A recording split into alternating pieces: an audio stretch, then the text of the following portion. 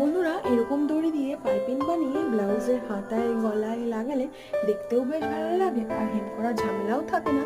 এখানে আমি 1.5 ইঞ্চি টাইপের তেরচা পট্টি কেটে নিয়েছি। 1.5 ইঞ্চি পুরোপুরি লাগে না যদিও। এখানে দেখুন অনেকগুলো আমি বানিয়ে নিয়েছি। আমি বাঁ পাশটায় আমি দড়িটা সেলাই করে নিয়েছি আর ডান পাশে মানে খোলা অংশটা আমি এভাবে মুড়িয়ে দেব। যারা যেখান থেকে দেখছেন ভিডিওটা ভালো লাগলে প্লিজ লাইক এবং শেয়ার করে দেবেন। এখানে আমি সোজা সাইডটা ব্লাউজের সঙ্গে অ্যাটাচ করব। তার আগে আমি সামনের অংশটা মুড়িয়ে নেব। আমার বাঁ সাইডে আমি কিন্তু দড়িয়ালা অংশ রাখবো আর ডান দিকে আমি মোড়ানো সাইডটা রাখবো।